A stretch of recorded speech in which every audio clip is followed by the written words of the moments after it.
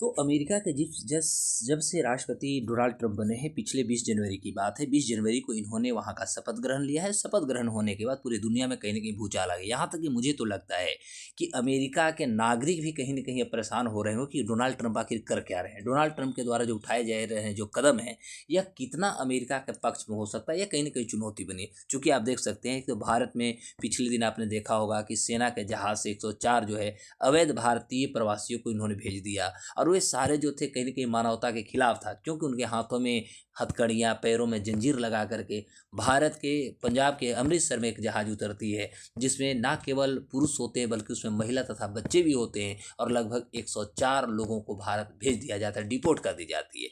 अब इसी के तत्वाधान में आप देखिएगा तो अमेरिका जो है डोनाल्ड ट्रंप के द्वारा एक और घोषणा किया जाता है, और यह घोषणा होता है कि अमेरिका जो है यूएनएचआरसी से अलग होगा। अब प्रश्न होता है कि आखिर यूएनएचआरसी का जब गठन 2006 में हुई थी, तो संयुक्त राष्ट्र का एक अभिन्न अंग है, संयुक्त राष्ट्र का एक कह सकते हैं सबसे मजबूत एक अंग है। अब इसमें अमेरिका ऑलरेडी इन्वॉल्व था, अमेरिका के ही कह सकते हैं प्रयत्न, इनके प्रयासों से कहीं न कहीं यूएनएचआरसी का गठन भी किया गया था।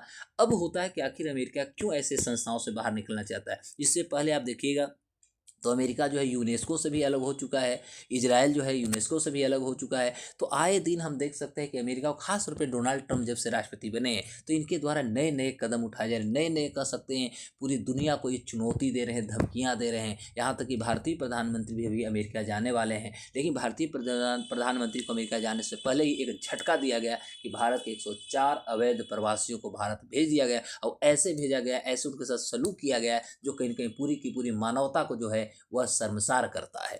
तो इस गतिविधियों में आज हम डिस्कस करेंगे कि आखिर अमेरिका जो है वह यूएनएचआरसी से क्यों अलग होना चाहता है। यूएनएचआरसी पर डोनाल्ड ट्रंप ने क्या आरोप लगा रहे हैं, आखिर समस्या क्या बनती है, और समस्या के कारण ऐसे क्या क्या हो सकते हैं जिसके कारण अमेरिका यूएनएचआरसी से अलग होना चाहता है। और मैं आपको बता दूं केवल अमेरिका की ही बात नहीं है, इसमें आप इजराइल की यदि बात करते हैं तो इजराइल जो है, इजराइल भी इससे अलग होने की बात किया है, क्योंकि इजराइल और हमास और फिलिस्तीन ये जो लंबा एक विद्रोह देख रहे हैं, जो विरोध हो रहा है लगभग 2 साल से जो आप देख रहे हैं, इसमें कहीं न कहीं एक चुनौतियाँ बनी है, जहाँ पर बार बार एक कहा जा रहा है कि इजराइल जो है वह मानवाधिकार का हनन कर रहा है। तो क्या हमास, क्या फिलिस्तीन, क्या आतंकवादी संगठन मानवता को सम्मान करते हैं? ये अपने आप से प्रश्न पूछने वाली है। तो एक तरफ इसका पहलू हो सकता है कि अमेरिका के द्वारा उठाया गया कदम इजराइल के पक्ष में भी सही हो सकता है, क्योंकि दुनिया के बहुत सारे ऐसे राष्ट्र हैं जो इस्लामिक कंट्री, और वैसे राष्ट्र की मैं बात कर रहा हूँ जो खाली इस्लाम धर्म के आधार पर आतंकवादियों को बढ़ावा दे रहे हैं, वो एक शब्द भी नहीं बोल पा रहे हैं कि इजराइल के साथ जो हमास तथा फिलिस्तीन के द्वारा उठाए गए जो कदम है ये गलत है, निंदनीय है। क्योंकि एक छोटा सा 3 दिन के बच्चा को जब वो जान मारता है, गोली मारता है, तो क्या उस समय मानवता जिंदा थी? क्या मानवाधिकार का हनन नहीं हुई थी? क्या उस समय किसी ने बोला? तो अब प्रश्न होता है कि यदि ऐसी स्थितियां होती है तो चुनौतियां तो विकराल है। तो इसी को देखते हुए आज इस परिप्रेक्ष्य में पूरी की पूरी हमें बात करेंगे कि यूनाइटेड नेशंस का जो ह्यूमन राइट जो कमीशन है, इससे अमेरिका अलग क्यों होना चाहता है और क्या क्या चुनौतियां हैं। तो डोनाल्ड ट्रंप ने एक आधिकारिक, हम कहेंगे आधिकारिक, इन्होंने फैसला लिया है और आधिकारिक आदेश जारी किया है, हस्ताक्षर भी कर दिया कि भैया हम यूएनएचआरसी से अलग हो जाएंगे। अब अमेरिका और इजराइल दोनों की बात करूंगा, तो दोनों ने कहा है कि यूएनएचआरसी जो है इजराइल को गलत तरीके से निशाना बनाता है और बदनाम करने की हर संभव कोशिश करता है, आरोप लगाता है, क्योंकि इजराइल जो है, इस पर कहा जा रहा है बार बार यूएनएचआरसी के द्वारा कि यह मानवाधिकार का हनन करता है। लेकिन मुझे लगता है कि यूएनएचआरसी को ये भी समझना चाहिए कि आखिर हनन पहला कौन किया है। आतंकवाद जो होते जिसका किसी जाति, कोई धर्म, कोई मजहब नहीं होता, और मैनीसवाद, हमास कौन सा है, एक आतंकवाद है। यदि मैं बात करता हूँ तो फिलिस्तीन में सब कौन है, आतंकवाद है। तो मायने सी बात है, कभी यूएनएचआरसी को ये भी बात बोलना चाहिए कि पूरी दुनिया, खासतौर पर इस्लामिक स्टेट जितने भी हैं और वहाँ पर जो आतंकवाद को पनाह दिया जा रहा है, वहाँ पर सबसे पहला प्रश्न होना चाहिए कि यह आतंकवाद जो है ये मानवता का कैसे हनन कर रहा है।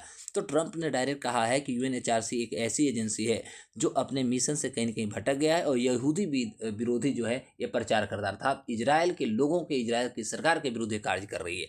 तो अमेरिका में फिलिस्तीनी शरणार्थियों के लिए यूएनएचआरसी को दी जाने वाली सहायता पर भी इन्होंने प्रतिबंध लगा दिया है, रोक लगा दिया है। अब होता है बात कि यदि हम इस गतिविधियों के अध्ययन करें तो हम कह सकते हैं कि इससे पहले अमेरिका जो है, अमेरिका ऑलरेडी उन्होंने कहा है, और अमेरिका यदि देखेगा तो अमेरिका और इजराइल 2019 में ही आप देखिएगा तो ये यूनेस्को से खुद से अलग कर लिया था, क्योंकि उनका ये मानना था कि इजराइल के इतिहास और संस्कृति को कहीं न कहीं यूनेस्को जो है वो उसकी बात नहीं करता है, उसको नकारा है, इग्नोर किया है। चूँकि डोनाल्ड ट्रंप की सरकार और प्रशासन ने ये भी कहा है कि जो हमारा यूनेस्को है, तो यूनेस्को में अमेरिका की भागीदारी की समीक्षा भी की जा रही है, आगे और निर्देश लिए जाएंगे। चूँकि मैं बता दूं कि यूनेस्को की स्थापना 16 नवंबर 1945 को हुई थी। इसका हेडक्वार्टर फ्रांस के पेरिस में है, ठीक है। अब होता है कि यूनाइटेड नेशंस जो हमारा ह्यूमन राइट्स जो काउंसिल है, तो यह एक अंतर्राष्ट्रीय हमारा संगठन है। चीज़ों को हमें समझना होगा, यह एक अंतर्राष्ट्रीय संगठन है ना। और यह जो है दुनिया भर में मानवाधिकार की रक्षा और उसकी प्रोत्साहन करने के लिए काम करती है। और यह एक संस्था जो है संयुक्त राष्ट्र का एक प्रमुख अंग है। इसकी स्थापना मुख्य रूप से 2006 में हुआ था। तो इसका हेडक्वार्टर जो है स्विट्जरलैंड के जिनेवा में, यूएनएचआरसी का हेडक्वार्टर आपको जिनेवा में है, यानी स्विट्जरलैंड में है। अब होता है कि आखिर यूएनएचआरसी का मुख्य उद्देश्य क्या होता है। तो देखिए, पहला इसका उद्देश्य होता है मानवों की रक्षा करना। दुनिया भर में जितना भी मानव है, वो मानवाधिकार जो है उनका उल्लंघन यदि होता है तो उसकी जांच करता है, उन्हें रोकने के लिए हर तरह के प्रयास करता है। मानवाधिकारों को बढ़ावा देता है, क्योंकि जो मानवाधिकार का बढ़ावा मतलब मानव को अधिकार जैसे शिक्षा होता है, चिकित्सा होता है, जागरूकता और अंतर्राष्ट्रीय जो सहयोग होता है, इसके माध्यम से मानवाधिकारों को मजबूत करने की कोशिश करता है। और संघर्ष और किसी प्रकार के यदि संकट का समय आता है तो वैसे परिस्थिति में ये खुल के मदद करता है। चाहे युद्ध की स्थिति होता है, संघर्ष के अन्य जो संकटों के दौरान मानवाधिकारों की सुरक्षा सुनिश्चित करने का ये काम करता है। सदस्य देशों की यदि समीक्षा की बात करें तो सदस्य देशों में मानवाधिकार के जो रिकॉर्ड होते हैं उसको नियमित रूप से समीक्षा करता है और समय समय पर एक डेटा भी जारी करता है। मैं आपको बता दूं यूएनएचआरसी जो है इसकी संरचना जो है, तो अभी वर्तमान में बता दूं कि यूएनएचआरसी में टोटल अभी 47 सदस्य देश होते हैं, जो कि संयुक्त राष्ट्र महासभा द्वारा इनकी चुनाव की जाती है। और सदस्य देशों का जो कार्यकाल होता है वो मुख्य रूप से 3 साल का होता है। और कोई भी देश जो होता है वो लगातार 2 साल से अधिक सदस्य नहीं बन सकता। और यह परिषद जो होती है नियमित रूप से बैठकें आयोजित करती है और मानवाधिकारों से जुड़ी मुद्दों पर यह चर्चा भी करती है, ठीक है। तो यह जो है मानवाधिकार की यदि बात करें तो इसके मुख्य रूप से उद्देश्य होते हैं। अब जो है डोनाल्ड ट्रंप जो है, डोनाल्ड ट्रंप के द्वारा जो आरोप लगाया जा रहा है वो आरोप है क्या। तो कहा जा रहा है कि यूएनएचआरसी पर कई प्रकार के पक्षपात और राजनीतिक एजेंडा के आगे बढ़ाने के लिए डोनाल्ड ट्रंप और अमेरिका शासन के द्वारा कहीं न कहीं आरोप लगाया। पहला तो है कि इजराइल के प्रति ये पक्षपात करता है, अर्थात कहेंगे कि यूएनएचआरसी पर इजराइल को लगातार निशाना बनाने की आरोप लगाए जा रहे हैं। उनके खिलाफ पक्षपात करने का भी प्रस्ताव लाया गया था।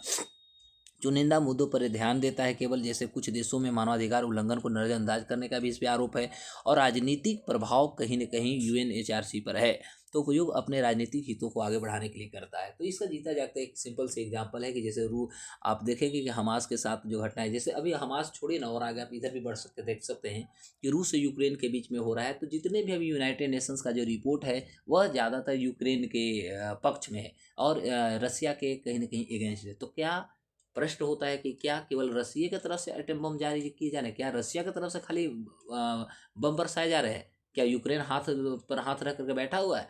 बात हो रही दोनों की, लेकिन एक कोई किसी भी संस्था को जब अंतर्राष्ट्रीय व एक स्वतंत्र यदि निकाय होता है तो उसका सबसे बड़ा उद्देश्य होता है कि दोनों पक्षों को सुने, दोनों पक्षों के बारे में वो रिपोर्ट जारी करे। किसी एक पक्ष की यदि आप बात करते हैं, इससे पता होता है कि आप एक बायस काम करते हैं, यानी पक्षपात वाला काम कर रहे हैं। तो ऐसी संस्थाओं को काम ऐसा नहीं करना चाहिए। मुझे लगता है कि ये सभी को देखते हुए ही डोनाल्ड ट्रंप जो शासन प्रशासन है उन्होंने अंततः ये फाइनल डिसीजन लिया होगा कि अब भैया ऐसी संस्था के साथ रह करके क्या किया जाए, क्योंकि अमेरिका और इजराइल के बीच में आप सभी को पता ही है कि दोनों के बीच में संबंध कितना क्लोज है और दोनों एक दूसरे से कितने प्रेम करते हैं। क्योंकि बात है जब सुरक्षा का, तो कोई भी राष्ट्र अपनी आंतरिक जो सुरक्षा, बाह्य जो सुरक्षा होता है वह उसका एक प्राथमिकता होता है। तो इजराइल अपने देश की सुरक्षा, अपने मानव की सुरक्षा, अपने धन की सुरक्षा क्यों न करे। ये अपने आप में भी एक बहुत बड़ा विचारणीय शब्द है।